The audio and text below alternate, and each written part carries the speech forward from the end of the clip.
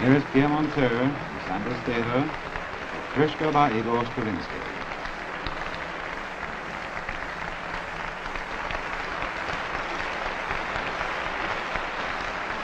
Pierre Monteux was one of the great conductors whose career started in the early part of the 20th century and is responsible for the premieres of a lot of major works, primarily through his association with the Ballet Russe. So he conducted the premieres of a lot of Stravinsky's great ballets, also premieres of Debussy and Ravel. He had a remarkable legacy as a conductor, and then ultimately also as a teacher.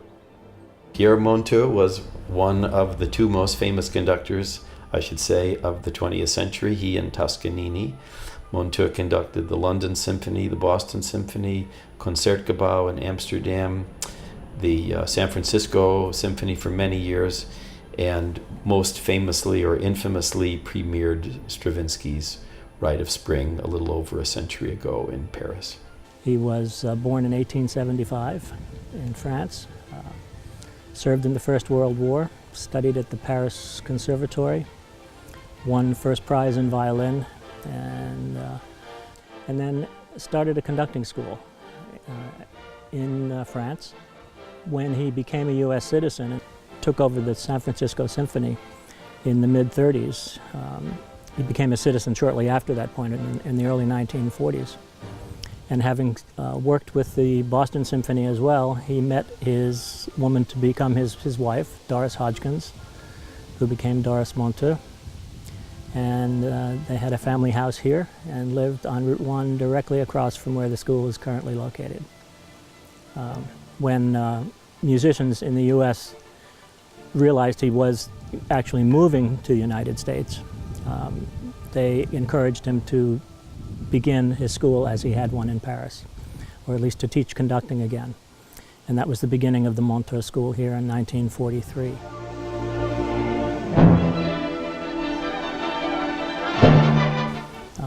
At the time, the classes were held in their summer home.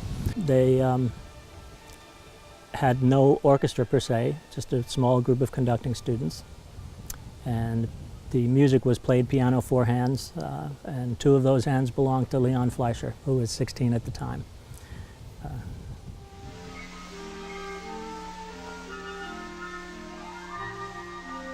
This is a school for conductors and instrumentalists, conductors of all age and ability, and a chance to learn together, learn from each other, and learn in a non-competitive but very intense environment. And he apparently held his students in such high regard and respected them, not only as people but especially as musicians, that then became really one of the legacies of the school.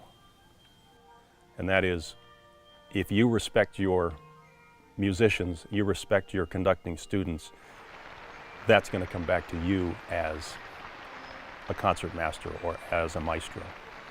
And I think that's one of the special things about this school, one of Pierre's legacies.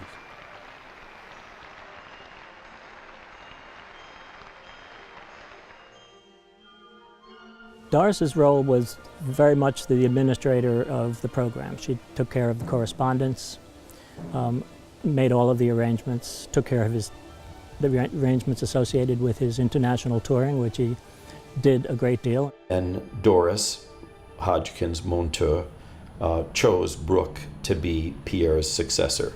I don't think Pierre had anything in mind for a successor, and that was Doris's choice.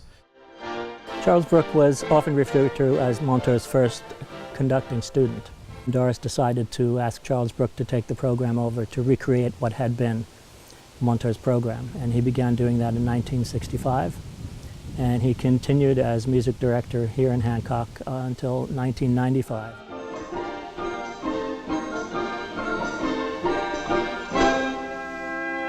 I was a student here for several years and eventually became an assistant to my teacher, Charles Brooke. And then a position was created for me that didn't exist before that, of associate director, because at this point Brooke was getting into his later years, and he said that the only reason he could continue teaching was to have someone who could take over some responsibility like I did, and also to organize things for him so things were easier. And even though he lived a good, hearty life, he was one of those people that all of us always felt was never going to die, because he always seemed the same.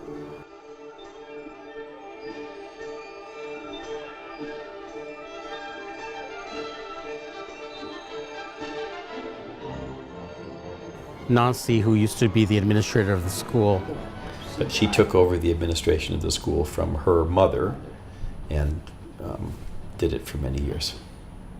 Nancy, she was really a very special person who thought of all of these musicians as her kids, as her children. For a number of years she introduced the program on Wednesday evening. There was no printed program. She just stood up and had it in her own handwriting. And sometimes these Wednesday evening concerts went quite long. And when the last piece had been played, I remember this one year, she stood up and she said, "That's all. Now please, will you let these children go home to bed?" And she thought of them that way. She loved to see them. She loved to welcome them home. I mean, welcome them back if they were returning students. And they all absolutely adored her. I do remember that, and I do remember her closing the shows, the performances, by saying, "That's all there is and there ain't no more. Good night, everybody." And that was it. That's what I remember from Nancy.